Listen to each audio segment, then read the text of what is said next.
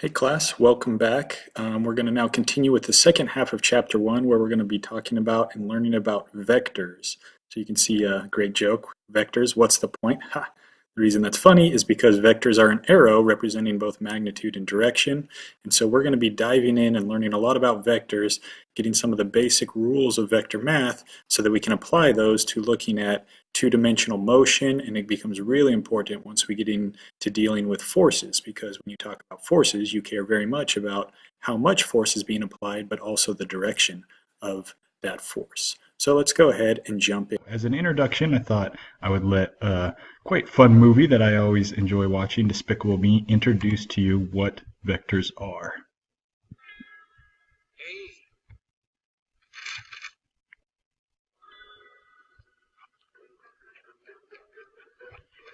I'm applying for a new villain loan. Go by the name of Vector. That's how people respond to me sometimes when I start talking about physics. A mathematical term, a quantity represented by an arrow with both direction and magnitude. Vector!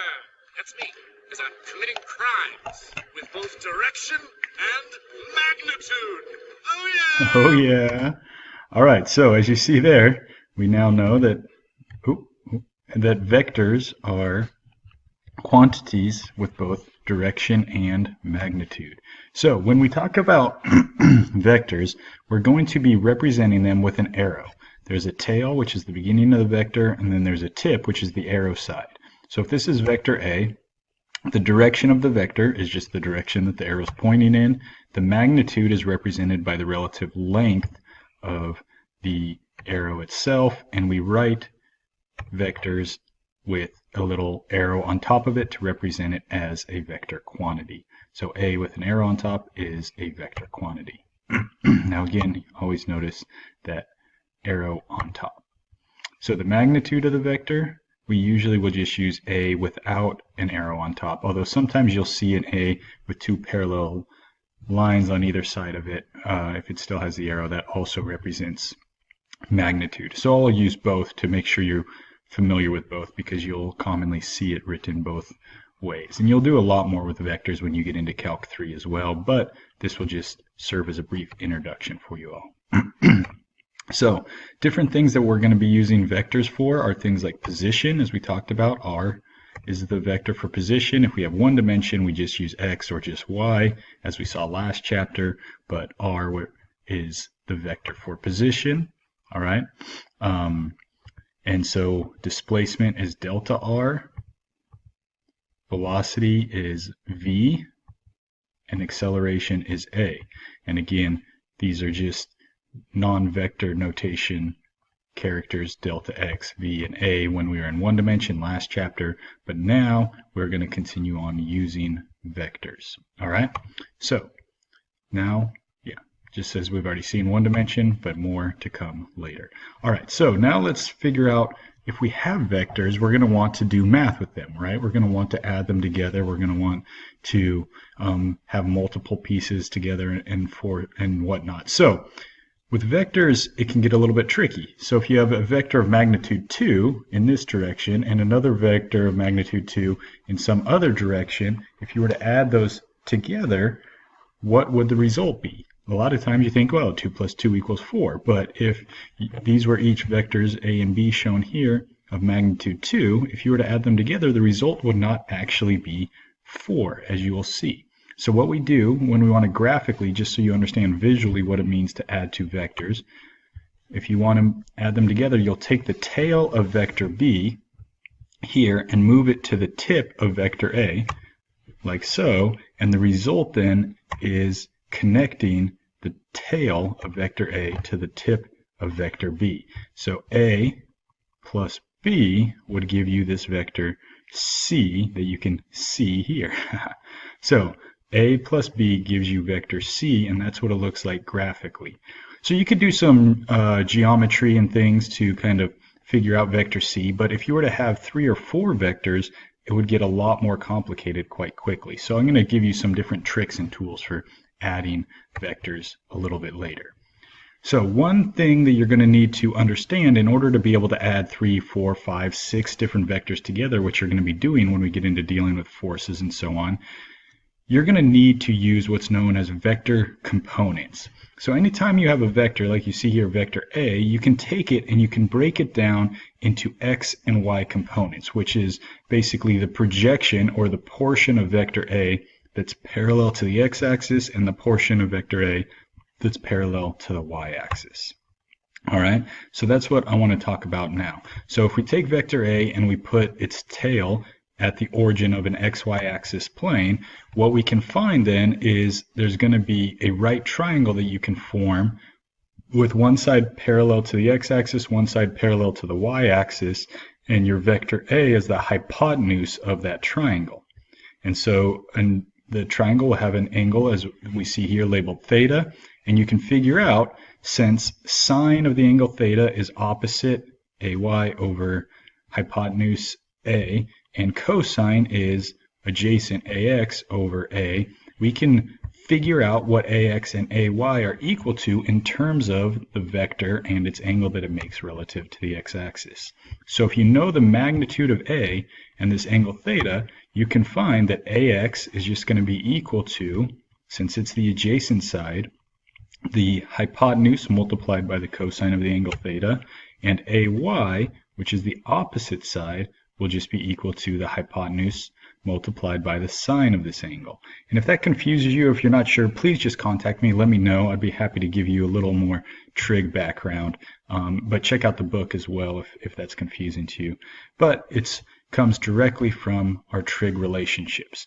So there's going to be times in this class where I'm going to give you a vector and its angle, and you're going to need to break it down into x and y components as you see here. There's going to be other times where you might figure out the x and or y component, and you need to give me the resulting vector. So if you know what ax and ay are, you could then find theta and the magnitude of your vector A quite simply. So the vector A you can find by using Pythagorean theorem. A is just equal to the square root of the x component squared plus the y component squared. That's directly from Pythagorean theorem. And the angle theta can be found using the tangent function. Tangent is opposite AY over adjacent AX, and so the tangent of your angle theta is AY over AX. Keep in mind, all of this that you see here is assuming that theta is the angle between the vector and the x-axis. There's going to be times in this class where you're going to get a different angle that's the angle between your vector and the y-axis. In that case, you're going to have to reapproach some of these trig functions. This cosine would become sine, this sine would become cosine, and your tangent theta would still be tangent, but your ax and ay would flip because of the different angle. So pay very close attention to your trig when dealing with vectors, but you must become an expert at doing these different operations, taking a vector and breaking it into x and y components, and taking the x and y components and figuring out the magnitude and direction of a given vector. You will do that many times throughout your engineering careers and many times in this class alone. So let's do just a quick example, all right? Here, let's imagine you decide to go for a hike. Here's you, you're ready to go, rocking and rolling, all right? So you're going to go for a hike, and you're going to hike due east for 3 kilometers, then you're going to turn and hike due north for 1.5 kilometers. I have 2 questions for you. First of all, how far are you from the trailhead? And secondly, what is the magnitude and direction of the resultant vector of your displacement? Whoa, that sounds fancy, right? I just want to know the magnitude and direction of the vector represented by your overall hike, your overall displacement. Pause the video, give it a go. So hopefully you've tried it out.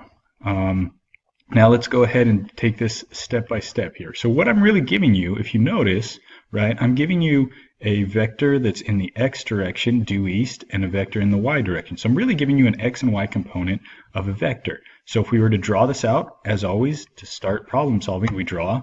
So I'll start with x and y axes, and then I'll label, all right, I have a vector I'm going to call A, which is my easterly hike, 3 kilometers due east. Vector B, 1.5 kilometers due north. All right, and what I want to find is how far am I away from where I started, which is represented by my resultant. I use R a lot of times to represent the adding up of different vectors. It's used because it can be referred to as the resultant vector when you're adding different vectors together. So I want to figure out what is the magnitude and direction of that resultant vector of the displacement. In addition to, when I'm asked how far are you from the trailhead, well, that's really just asking for the magnitude. So A and B are directly related to one another. So let's start with A. How far are we? Well, we want to find the magnitude of vector R. We could represent, oh, and there's our angle theta, which is for part B. But to find the magnitude of vector R, again, we could represent this just using the letter R as I mentioned, or you can have two parallel lines around the vector R as shown here. Both of those equally represent the same idea. So the magnitude of R is just going to be the square root of vector A plus the square root of vector B, and we can do that because and only because A and B are exactly perpendicular to one another in this setup. All right, so R equals the square root of A plus B. A is 3 kilometers in magnitude, B is 1.5 kilometers. So again, here we've hiked a total of 4.5 kilometers, but look, our net displacement, our distance from the trailhead, is only 3.35 kilometers. Tricky, huh? Good. And so then, that's box-worthy, answer to question A. Question B asks us the magnitude and direction. We already have the magnitude. Let's box it one more time. There we go. Okay, good. But we need to find the angle, the direction of our displacement vector. All right, so here we see that the tangent of this angle theta, which is going to be equal to B over A, is just the tangent of theta equals 1.5 kilometers over 3 kilometers. So from there we can easily solve for the angle theta by just taking the inverse tangent of both sides. As we can see, this will just equal 1/2. So the inverse tangent of 1/2 gives us a theta equal to 26.6 degrees. So a lot of times you just want to box that, right? Say, boom, box worthy, done. And that's okay since theta is labeled in my picture here nicely. But really, to be as accurate as possible, you should be really specific with your direction, what I like to call belt and suspenders, make it extra clear. And so I would say this angle theta is in the north direction relative to east. So I would say it's 26.6 degrees north above east. So this is due east, and so it's 26.6 degrees north of east the way this is written. And so boom, that becomes box worthy. Now I used north and east because that's what was given to me in the problem statement. If you weren't given that, you could have an x and y axes and do it relative, counterclockwise relative to the positive x-axis or something like that. But just be extra careful and make sure you're extra clear about your direction. Sound good? All right. Continuing on now, we are going to have quite a few situations where we need to add together multiple vectors in situations that are not quite clear and as easy as that last example where we had two vectors perpendicular to one another. So if we're adding multiple vectors, and as we'll getting into chapters 4 and especially in chapter 5, we're going to be adding together 5, 6, 7 different vectors, especially when we're dealing with multiple forces. So we need to be able to know how to deal with these more complex situations. And to do that, we can add vectors using the component method, which is probably going to be the most useful tool you're going to have all semester in terms of adding vectors. So what that means is if you had some vector A here, as you can see, and vector B, and you wanted to add them together to get the resultant vector C, then what you can do is you can take those vectors, A and B, break them down into their components, as we were just talking about. So as you can see, A is just a sum of its components, AX and AY, and B is the sum of its components, BX and BY. And look what you get. You can see here, vector C, see here, get it? Okay, vector C is just a combination of the summing together of AX and BX in the X direction and the summing together of AY and BY in the Y direction. So if we define CX as AX plus BX and CY as AY plus BY, then we can get that resultant vector C simply by summing the different components of the individual vectors. And this will be true whether you have just A and B, ABC, ABCD, as many different vectors as you're adding together, this process works. And it's a simple method where you just follow the steps of breaking them down into their individual components and adding them together. So again, just to summarize, if we look back at the example we had earlier, vector A and vector B, even in this orientation, where the y components seem one going up, one going down, you still get the same process. So again, Cx is just Ax plus Bx, Cy would be Ay plus By, noting that since By is negative, this By value would be negative, and so the resulting y component here of vector C would really be Ay subtracting the magnitude of By to give you that little difference. All right. So once you have Cx and Cy, you can find the magnitude of your resulting vector and the angle, as we've already seen. So it's a really powerful method for adding multiple vectors together. So let me just kind of break down the general process.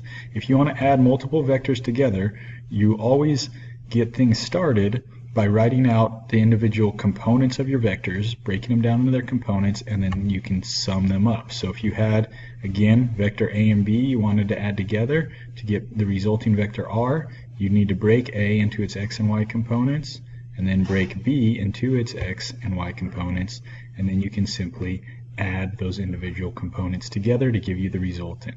All right?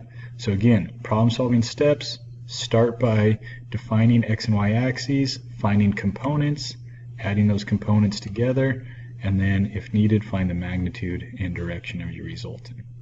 So you're going to be practicing this a lot on the homework and the workshops and so on, so get excited for that. I want to just show you one graphical example of what this looks like, because sometimes people get a little confused, like, how do I actually do this? What does this actually look like? So let's say we have these three vectors here, the red, green, and blue vectors, and you wanted to find the vector sum of them. So I want you to first just draw for me what that vector sum would look like, and I just want to kind of show you what the resultant would look like in terms of the components that we're talking about. All right, so first of all, pause the video and try to draw the resultant of these three vectors. I have them copied here twice because you'll see why in a minute. All right, so let's go ahead and do this. Now again, to add these three vectors together, the order doesn't actually matter. All right, so I'm just going to start with the red one. So I'm going to have the red one be my vector A. The blue one will be my vector B. So if you notice, I put the tail of my second one at the tip of my third one, or of my first one. And then I do the same thing, taking my third vector, the green vector here, and placing its tail at the tip of the second vector. And so then the result would go from where I started to where the three end. So this purple arrow here would represent the resultant of those three added together. And no matter what order you added them in, you'd get the same thing. So now I just want to show you how the component method would yield the same results in a way that's a lot easier to manage. Because if I gave you this shape right here and I asked you to find the resultant, geometrically, you would find it very difficult just using geometry to try to calculate what the magnitude and direction of that is. The component method will make it much easier. So the way this is going to go then is we're going to instead take our three vectors, separate them out, giving them each their own axis, and then break them down into components. So the red vector has an x and a y component, the blue vector has an x and a y component, and the green vector, well, it just has only a y component. All right, I'll move this in case you can't see. So it's all in the y. So what is the x component of the green vector, you might wonder? Well, it's just 0. It has no x component. So let's now add these individual components. So for the red x component, right, we'll start with that, and then the blue x component we'll add to that. Since it's in the negative direction, it goes back. We'll then add the green x component, which is 0, bonus, and what we get is the purple x component.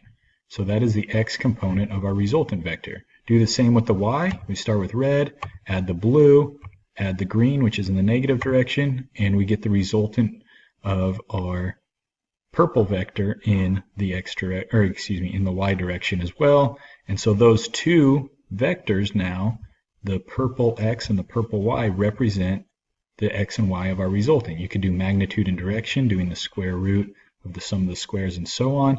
And just to see it graphically, those two would define the direction of our resultant vector, and we'd get the same result either way we go about doing it. So that's just kind of a good visual way to understand what we're doing mathematically. You'll get to do that in your practice, and I can help you with that as needed. So the last two things I want to just introduce to you all briefly is one, the concept of unit vectors, and two, something known as the dot product, which I'll explain in a minute. A unit vector, super simple idea. All it is a vector that always has a magnitude of 1, a length of just 1. Why do we care about unit vectors? Because what they do, since they have a magnitude of 1, they end up just representing strictly direction. So as you can see here, the I unit vector is a unit vector of magnitude 1, always pointing in the x direction. Unit vector j is just a unit vector of magnitude 1, always pointing in the positive y direction. And k is a unit vector always pointing in the positive x direction. So each of these are really vectors just used to represent direction, since they have a magnitude of 1. Why do we care? Well, it just gives us an easier way of writing our vectors out. So vector A, which we know to be ax plus ay plus az, we can also just write instead as being ax, the value, in the I hat direction, in the x direction, plus ay in the j direction, plus az in the k direction. And that just makes it easier to do some of the math operations with these unit vectors. And so that's why we like to use unit vector notation. You'll see that throughout the homework. I just wanted to introduce the idea, and you'll get more practice with it as we go on. But let me know if you have questions on unit vectors, all right? Another thing I just want to make sure you understand, we've talked a lot about adding vectors, but I want to talk briefly about multiplying. So if you took a vector A and you chose to multiply it by 2, what that would mean, since 2 is a scalar is a number that is not a vector, just magnitude only. Since 2 is a scalar and we're multiplying it by A, that means we're just taking the magnitude of A, doubling it, but keeping the same direction. And if you ever have a negative with the vector, what that means is you're taking the same exact vector, but flipping its direction 180 degrees, going in the exact opposite direction, but in this case with an equal magnitude. If you did negative 3a, it would be 3 times as long and in the opposite direction, and so forth.